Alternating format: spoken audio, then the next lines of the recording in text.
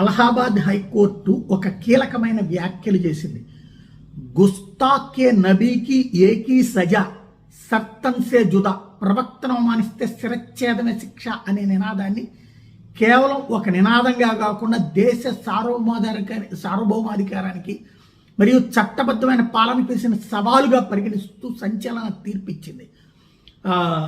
ఈ తీర్పులో కీలకమైనటువంటి అంశాలని టచ్ చేసుకొచ్చింది. భావ ప్రకటన స్వేచ్ఛ లేకపోతే ఇది అరాచకమా అన్నటువంటి పాయింట్ని రైట్ చేసింది. కోర్టులో ఈ నినాదం చేసిన రెహాన్ అనే వ్యక్తి బెయిల్ పిటిషన్ తిరస్కరించింది కోర్టు. న్యాయమూర్తులు ఈ సందర్భంగా కఠిన వ్యాఖ్యలు చేశారు. భావ ప్రకటన స్వేచ్ఛ కిందకి ఇది రాదు అని తేల్చి చెప్పారు. భారతదేశ ఏకత్వానికి, అఖండతకి, చట్టం యొక్క సర్వోన్నతకి ఇది విసురుతున్న సవాల్ అని తేల్చి చెప్పారు. అతి ముఖ్యమైన పాయింట్ ఏంటంటే నబీ అంటే ప్రవక్త, మీ వారైతే వాళ్ళని గౌరవించుకోవడం మీ బాధ్యత. కానీ ఆయన్ని నబీగా అంటే ప్రవక్తగా అంగీకరించని ఇతరులు